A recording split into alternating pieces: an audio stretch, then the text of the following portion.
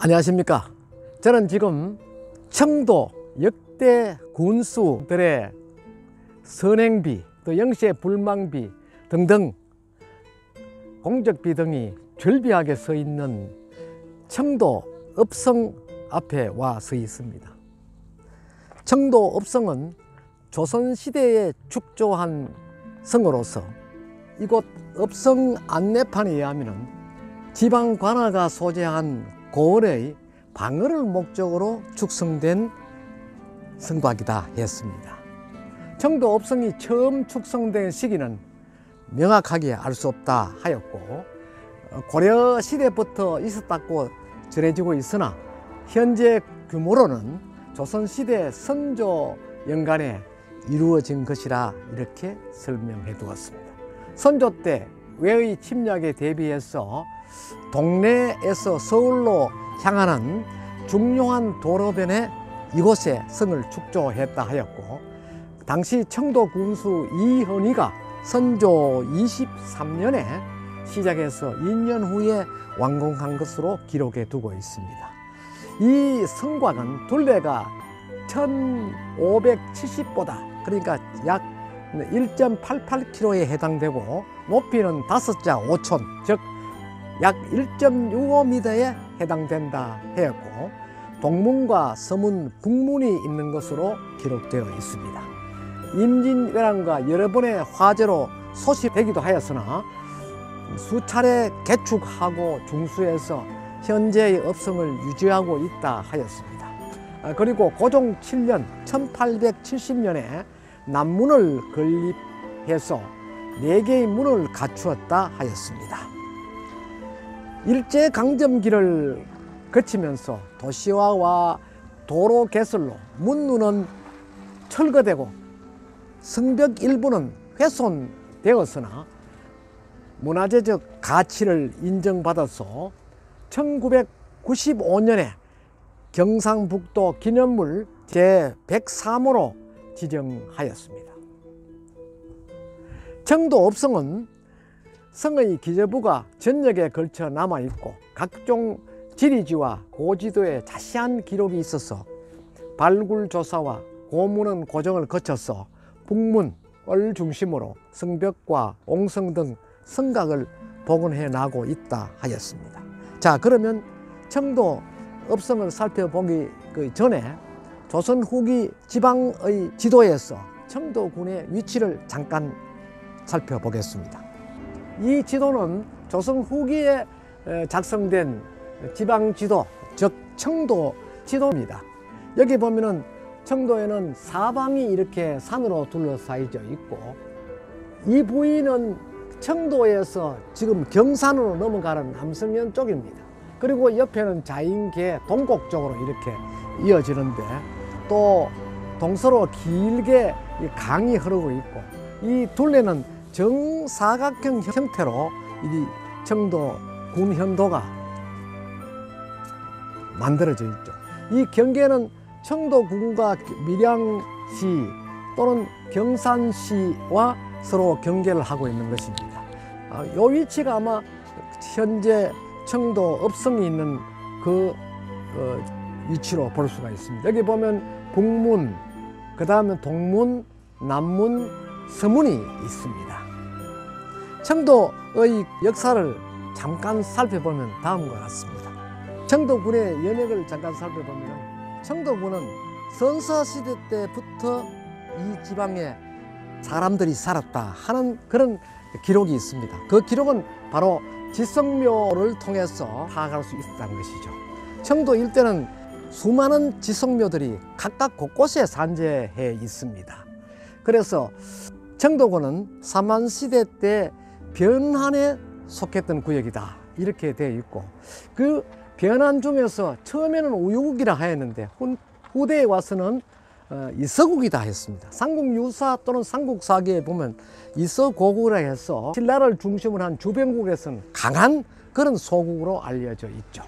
그 유래왕 때 292년에 이서국이 금성을 쳤다 했는데, 금성에서 미추왕릉에서 머리에 댄잎을 꽂은 작은 장수들이 나와서 결국 망했다 하는 그런 기록이 삼국 유사 이수국 편에 있습니다. 결국은 이곳이 757년 경덕왕 때 군연제를 전국적으로 개편하면서 그때 이 지역이 청도현, 청도군으로 이렇게 나누어졌던 것으로 볼 수가 있습니다.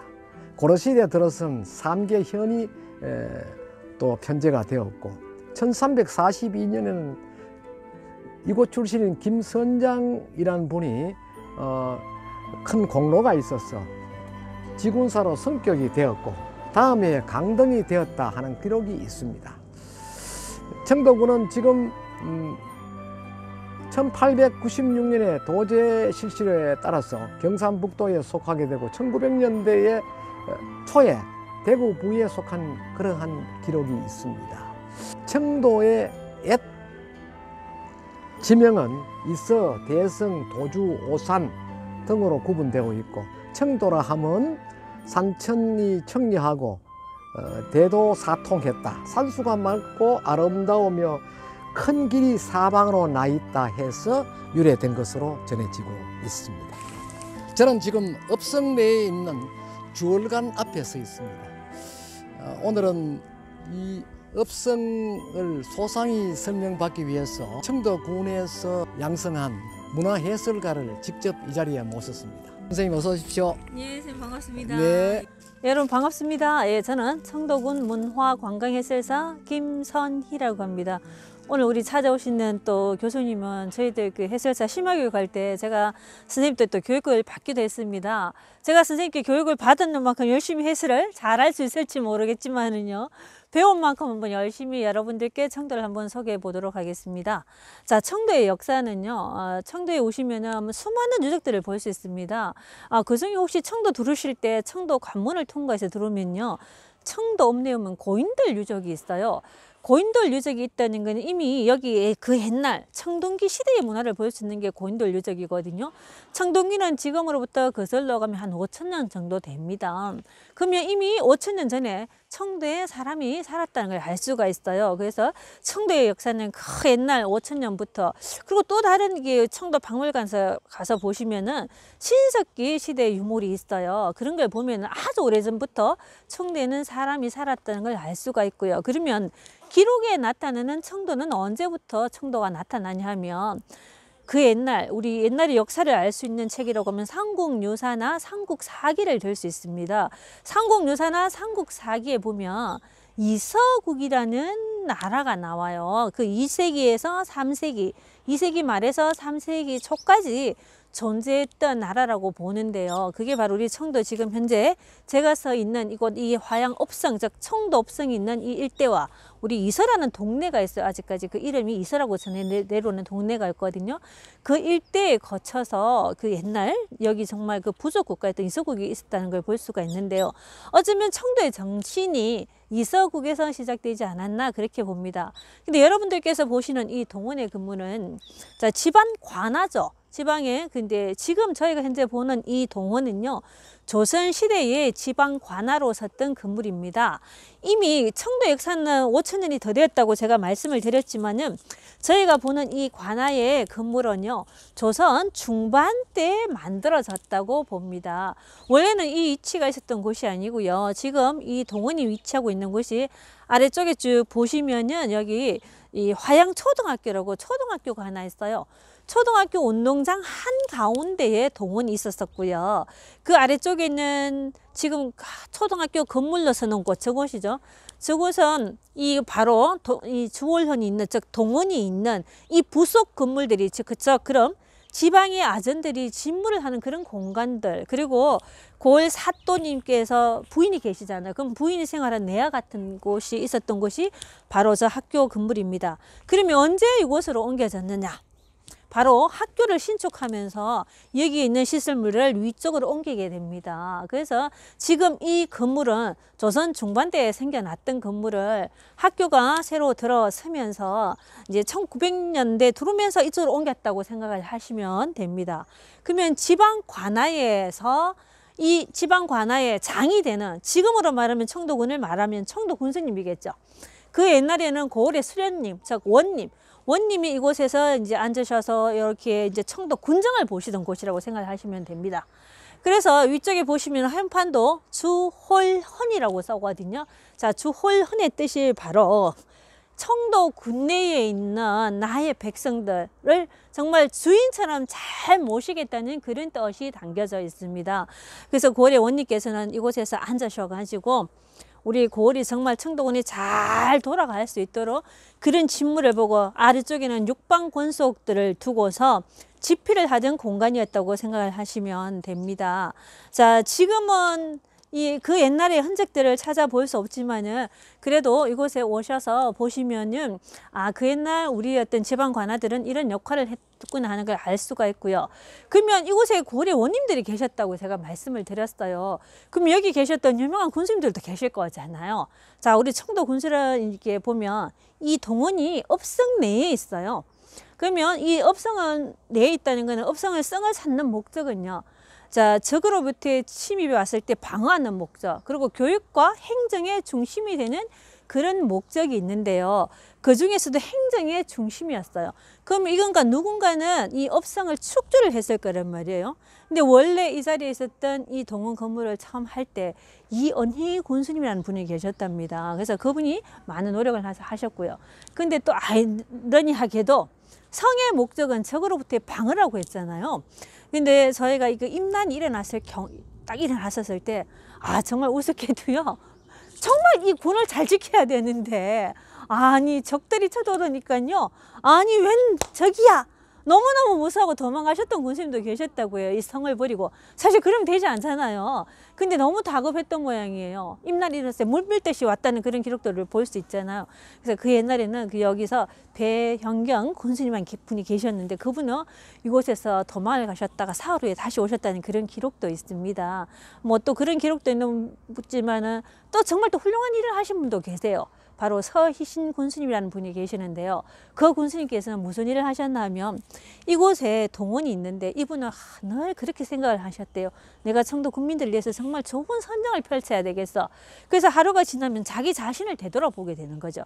근데 여기서 되돌아보시는 게 아니고 이곳에 있으면 백성들을 만날 수가 없으니까 이곳에서 저희 그 옛날 여기는 객사가 있어요. 바로 객사라고 하면은 이건 실질적으로 행정적인 의미로서는 가장 큰 공간이지만은 조선이라는 나라는 임금의 나라였었습니다. 그러면 이 지방에도 임금의 공간이 계셨겠죠. 그래서 그 임금의 공간이 바로 도주관이라는 이름을 쓰던 객사였습니다. 그 객사까지 가는 중간에 반월교라고 해서 네가 하루 정말 청도 국민들을 위해서 좋은 선정을 펼쳤는지 생각을 하면서 하천이라는 곳에 작은 돌다리를 만들어 놓고 그 돌다리에 가서 늘 발을 씻으시면서 하루의 일과를 되돌아보고 자기를 반성을 했다고 합니다. 그래서 그 바로 반월교라는 그런 길도 있고 그러면서 그걸 따라가면서 백성들이 우리 군수님 너무 좋은 사람이야. 여기를 늘 깨끗하게 해줘야 되겠어 하면서 거기 길도 닦아주고 했는데 그걸 바로 벼룩복도라고 하는 그런 또 기록도 있습니다. 그래서 그런 훌륭한 군수님도 계셨다는 걸 말씀드립니다. 네. 저는 지금 청도 업성 내에 배치되어 있는 도주관이라는 객사 앞에 서 있습니다. 이 도주관이라는 이름은 애청도의 이름이다 이렇게 써주었고 이 도주라는 뜻은 길도자 고울주자로 되어 있는데 애청도의 지명이다 이렇게 하였고 이 건물은 조선시대 청도군의 객사로 쓰이던 그런 건물로 알려지고 있습니다. 그렇다면 애청도 관아에서는 이 도주관을 어떻게 활용하여 왔는지 상세한 설명을 들어보도록 하겠습니다. 여러분들 오늘 정말 좋은 날 청도 오신 것 같아요. 오늘 햇볕이 너무 따뜻합니다. 따뜻한 날 우리의 청도의 가장 따뜻한 곳 중에 하나일 것 같아요. 자, 우리 도주관 객사 안으로 한번 들어가 보도록 하겠습니다. 저와 함께 이동하도록 할게요.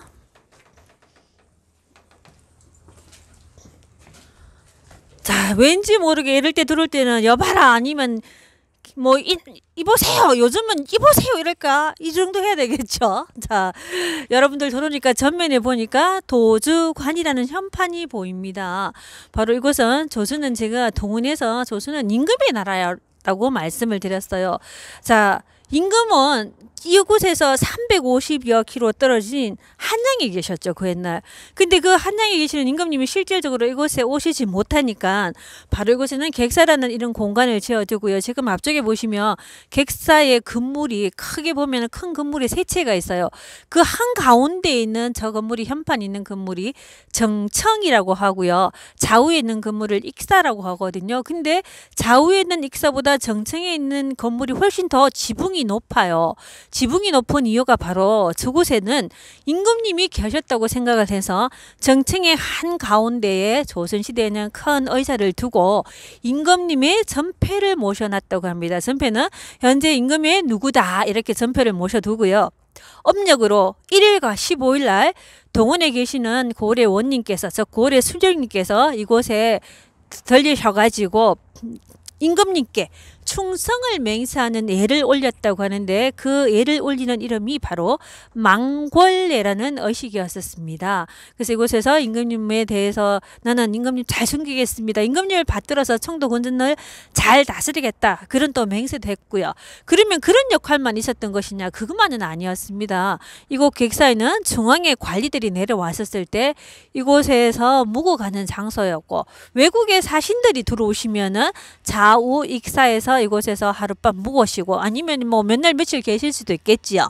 그럼 여기서 계시다가 이곳에서 편히 쉬시고 또 이 청도 군정도 살피시고 서울에서 오신 분들은 그러고 나서 이렇게 다시 이제 서울로 가시고 하든 그런 곳이었다고 생각하시면 됩니다. 근데 여러분들 자세히 보시면은 좌우 익사의 색깔이 다른 걸 보실 수가 있습니다.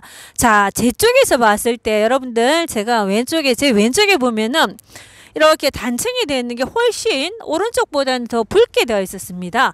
저 이유는요. 저희는 일제강점기를 겪게 되죠. 일제강점기를 겪을 때 뭘 겪게 되냐면 일본 사람들은 들어와가지고 우리의 민족 정신을 말살하기 위해서 수많은 정책들을 행합니다. 이곳은 임금의 공간이었다고 했잖아요. 근데 임금님이 계시는 공간에 지금 저기는 이 정청할 가운데를 두고 봤을 때 우익사라고 하는데 저 우익사를 해체를 해서 청도의 어느 한 곳에 가가지고 일본인 신사를 지었다고 합니다. 저희의 익사를 뜯어서. 자, 그건 바로 이곳에 임금님의 어떤 그런 공간이라고 생각하고 그런 모든 정성을 쏟았던 그런 기운들이 있는데 그 기운들을 한꺼번에 해체했던 거죠. 근데 저희가 6.25 동란도 겪고 또 새마을운동에는 운동도 겪고 여러분들 새마을운동 잘 아시죠? 우리 청도에서 일어난 운동이잖아요.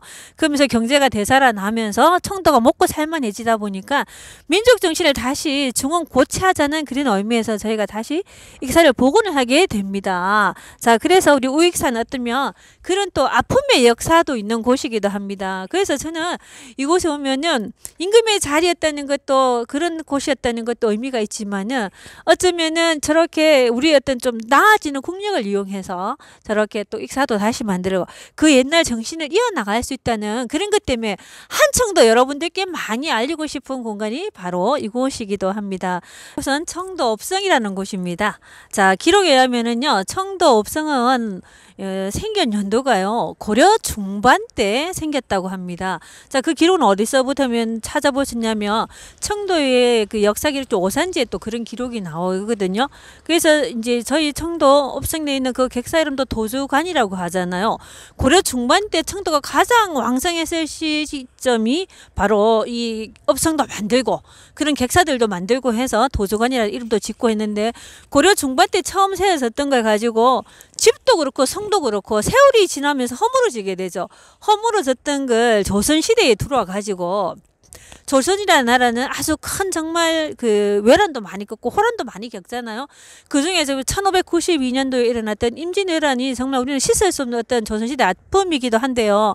바로 그 임난이 일어나기 직전에 그때 선조 임금님께서는 뭔가 이상한 낌새를 차리셨던가 봐요. 그래서 여기서 사신을 일본에 보내게 되죠. 일본에 사신을 보냈더니 그 사신이 보니까 일본이라는 나라는 조선이라는 나라를 왠지 공격할 것 같은 그런 느낌을 받고 돌아와서 보고를 하게 됩니다. 보고를 받고 선조 임금님께서는 지금의 부산, 즉 동네에서 시작해서 서울 한양에 이르는 곳에 있는 중요한 길목에 있는 성들은 다시 이렇게 허물어지는 성은 다시 축조를 하고 좀 견고히 하라는 그런 명을 내리게 됩니다. 지금 보실 수 있는 우리 청도 읍성은 바로 그 조선 선조의 임금에 의해서 다시 이제 복원이라기보다는 좀 허물어졌던 걸 다시 수리한다는 그런 개념으로 생각하시면 됩니다. 그렇게 다시 했던 걸 가지고 저희가 일제강점기 때 일본인들이 민족 정신을 말살하기 위해서 많은 정책들을 했는 것 중에 읍성 철거 정책을 내리게 됩니다. 그때 저희 읍성이 좀 많이 훼손이 되었다가 다시 1900 이제 저희가 90년대 후반부터 해서 2000년도 들어오면서 성을 우리의 어떤 민족 정신을 다시 고취하자는 그런 의미에서 그리고 문화재를 다시 보고 다시 살리자는 의미에서 이걸 지금 현재 복원해 나간다고 생각을 하시면 됩니다. 자, 전체 성의 둘레는요 1880m 정도 되고요.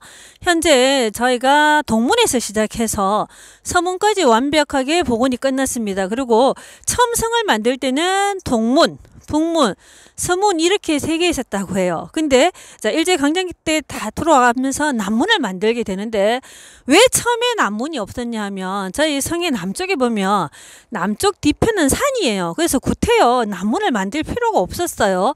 자, 그래서 청도 첨성은 처음 만들 때는 남문이 없었는데 이 뒤에 이제 조선 후반이 와서 다시 남문이 생겼다고 보시면 됩니다. 그러면 성 안에는 어떠한 시설물들이 있었냐 하면 저희가 다녀왔던 동원, 객사, 그리고 향청, 석빙고, 그 옛날 우리 국립교육기관이었던 향교 등등이 있었고요. 지금 현재 남아있는 것 또한 지금 제가 말씀드린 남아있는 유적들을 가지고 중점적으로 말씀을 드렸습니다.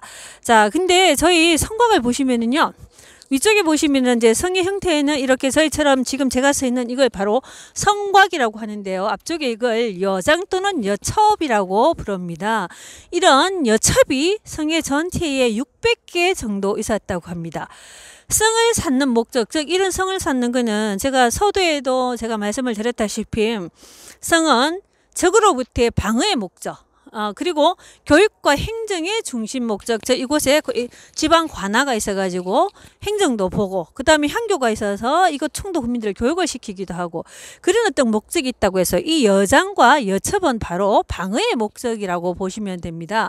자, 여장에 보시면은 이런 바위에 이렇게 쌓았는데 구멍이 이렇게 뚝뚝 이렇게 뚫어져 있는 걸 볼 수가 있어요. 자, 이건 바로 총안이라고 합니다. 총안 또한 방어의 목적이죠. 바로 이것은 총을 넣어두는 곳. 그래서 이게 구멍을 자세히 살펴보시면은요. 평평하게 되어 있는 것, 그리고 아니면 아래쪽을 보고 있는 것도 있고 위쪽을 보고 있는 것도 있어요. 자, 그거는 뭐 이렇게 총도 그 사람이 멀리 오면 멀리 총을 쏴야 되고 가까이 오면 가까이서 총을 쏴야 되잖아요. 그래서 거리 조절을 하기 위해서 그렇게 만들어 놨다. 그리고 여장과 여장 사이에 이렇게 구멍을 두 개 뚝뚝 띄어두는 이유는요, 바로 저기는 대포를 놨던 그런 장소라고 생각하시면 되고요. 자, 이걸 쭉 성곽을 따라 둘러보시면은 중앙에 이렇게 성곽이 그냥 일자로 이어지는 게 아니고요. 뭔가가 툭툭 튀어나와서 중간에 한 번씩 막힙니다. 튀어나와 있는 부분을 치라고 하고요. 지금 제가 서 있는 이곳은 공복리라고 해서 성의 북문이 있는 곳인데요. 이렇게 돌아보시면은 다른 쪽에는 네모로 튀어나와 있었다면은 여기는 반달 모양으로 이렇게 성이 돌아져 있어요. 이건 옹기를 딱 잘라서 보시면 옹기 모양이 이렇게 둥글게 되어 있잖아요. 예, 바로 그걸 옹기 모양처럼 비슷하게 생겼다고 해서 옹성이라고 하거든요. 이 옹성, 치를 두한 목적 또한 방어의 목적입니다. 일자로 평평하게 되어 있으면은 저기 쳐들어왔었을 때 일자로 다 흩어져서 방어하기가 쉽지가 않잖아요. 자, 근데 이렇게 중간중간 치를 둠으로 해서 사람들이 모일 수 있게 되죠. 그래서 이렇게 공격을 할 때 삼면에서 공격을 할 수 있도록 이렇게 했다고 보시면 되고요. 이렇게 공복리라는 문을 앞에 바로 옹성을 두는 이유도 이렇게 사람들 왔을 때 많이 잘 모이고, 그리고 바깥에 적들이 들어왔을 때 대문을 부수려면 기구가 필요하잖아요. 그런 기구들을 놓지 못하게끔 하기 위해서 옹성을 쌓았다고 생각을 하시면 되고요. 네, 성은요, 한번 쌓아놓으면은 집도 그렇잖아요. 집을 지어놨는데 시간이 지나면 조금씩 허물어지고 털어지고. 성 또한 그렇습니다. 더구나 우리나라의 성은 지금은 기술이 좋아서 잘 다지기라도 하지만은 그 옛날에는 사람들 손으로 아니면은 정말 소수의 어떤 그런 이렇게 기계만을 가지고 하다 보니까 우리나라는 더구나 봄, 여름, 가을, 겨울이 있어요. 그리고 우리 청도 성의 특징은 보시다시피 돌과 제가 밟고 있는 이 흙이 전부예요.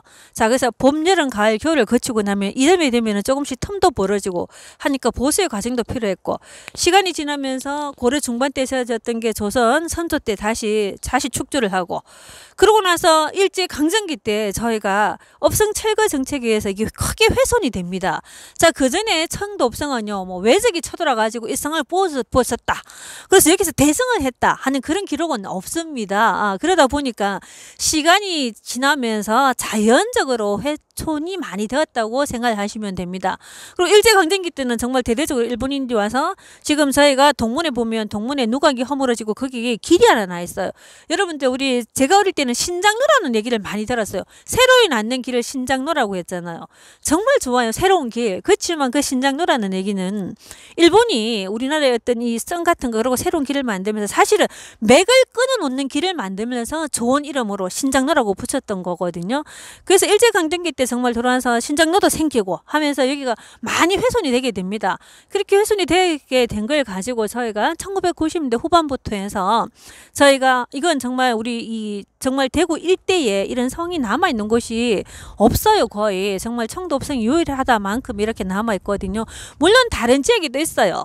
있지만은 많이 그쪽에는 흔적들이 없어요. 이렇게 완벽하게 이렇게 그나마 형태를 갖추고 있는 곳이 청도밖에 없어요. 그래서 지금 현재 복원을 해간다고 생각하시면 됩니다. 이곳은요, 경상북도 문화재 99로 지정되어 있는 청도군 봉곡리 지성묘군이라는 곳입니다. 자, 지성묘라고 하면 고인돌이죠. 자, 저기 보시면 뒤쪽에 보니까 그냥 지나가면 저게 뭔지도 몰라요. 아니, 웬 큰 방구가 있노 이러죠, 경상도 사람들. 안 그러면 어떤 분들 큰 바위돌 있네 이러시는데, 이게 바로 방구돌이 아니고 바위돌도 아니고 그 옛날 청동기 시대에 살았던 우리의 조상들의 옛날 무덤입니다. 자, 저 무덤이 우리 청도에는요, 많은 무덤, 이런 고인돌 유적이 있는데요.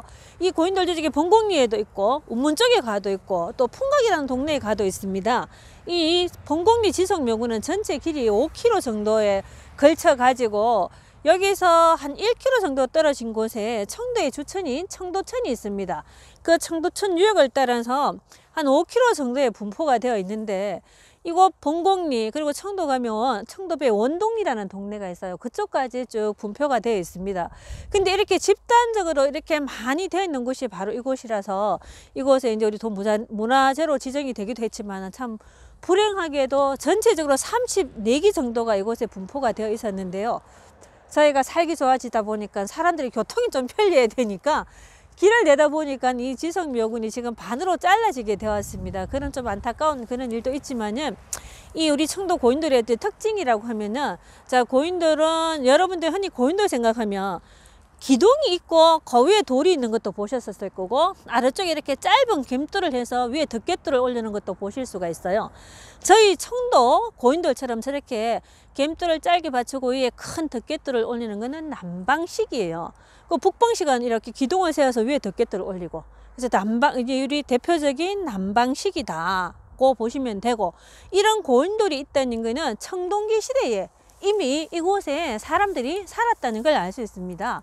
자, 그러면 우리 청도 이 고인돌은 과연 이게 발굴을 해봤을까? 발굴을 하지 않았어. 왜냐하면 수많은 세월들이 흐르면서 이곳 말고도 이 농경지에도 이런 많은 돌들이 있었거든요. 뭐 해봐도 그 안에서 나오는 게 없었어요. 너무 오랜 세월이 지났기 때문에. 그래서 발굴을 하지 않고 현재 그냥 유적으로만 두고 보고 있습니다. 그래서 또 그러면 여기서 나오는 유물 유적들이 있냐? 이곳 말고는 청도에서 고인돌 유적이 나오는 곳은요, 우리 청도 운문에 오진이라는 곳이 있어요. 오진에 가면은 그곳에는 그 옛날 사람들이 살면서 살았던 흔적들도 나오고요. 그리고 지금 우리 그 세로이 도로를 부산에서 이제 대구 가는 신대구 부산 가는 고속도로라고 하죠. 그 고속도로를 만들면서 여기 곳에서 한 2km 정도 떨어진 곳에 가면은 새로운 또 청동기 유적이 있는데, 거기서는요, 우리나라에서 가장 오래된 석금이 발견되기도 했습니다. 그래서 그거는 보물로 지정이 되어 가지고 지금 청도에 보관은 안 하고 있고요. 어디 가서 보실 수 있느냐? 서울의 국립현대중앙박물관에 가시면은 청도에서 나왔던 석금을 볼 수가 있습니다. 그래서 청동기 시대에서 나왔는 석금 중에는 그 석금이 제일이에요. 그리고 또 매전에서 또 나왔는 청동 비파금도 거기 가시면 보실 수가 있고요. 그래서 우리 청도에는 정말 청도의 역사가 정말 오래됐다는 걸 보실 수 있는 게 이런 고인돌 유적이라고 말씀을 드릴 수 있습니다. 이 거대한 1880m에 달하는 청도 읍성은요, 최초의 고려시대 때 축성이 되었다 하는 그런 기록이 있습니다. 그리고 임진왜란이 났을 때 일부를 복원하고 또 새로 축조를 하고 이렇게 해서 전날에 대비했다는 그런 기록이 있고요. 그래서 이 읍성을 일제강점기에 거의 일본인들이 말살을 시키려 하였으나 이 청도인들의 끈질긴 인내심이 오늘날 이와 같은 1800m에 달하는 새로운 축성을 복원했다는 것이죠. 그래서 청도 군민들의 위력이 대단하다 하는 것을 취재 과정에 알 수 있었고요.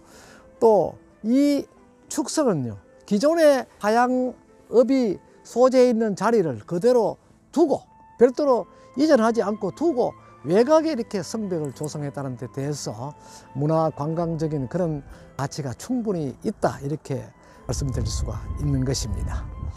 아울러서 인근의 경산시에도 중심 지역인 경산현청에도 이와 같은 읍성이 유존하였던 것으로 알려지고 있습니다. 그러나 지금은 그 일대가 전부 훼손되고 우후죽순처럼 주택이 건립되고 또 개발이 됨으로 인해서 그 흔적 일부, 돌담 또 고택 일부만 찾아볼 수 있다는 것이 정말 안타깝다, 이런 말을 남기면서 경산 쪽으로 이동하도록 하겠습니다.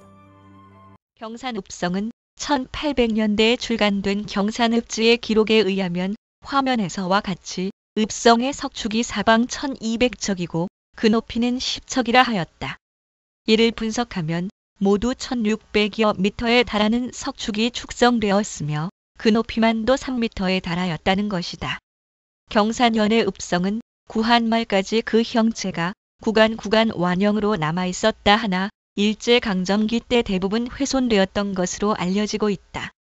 하지만 현재까지도 당시의 건물로 추정되는 기와집 건물과 당시의 것으로 보이는 석축 부재가 도처에 흩어져 있어 이 일대가 조선시대에 축성된 경산현청의 축성이란 것을 짐작하게 한다. 이래 보면은 경산읍성이 어떻게 축조되었다 하는 게 나오고 있습니다. 여기 보면은 성지, 성하고 그 성에 파놓은 연못하고 또 읍성 부분에서 읍성은 석축이 사방 1200척이다.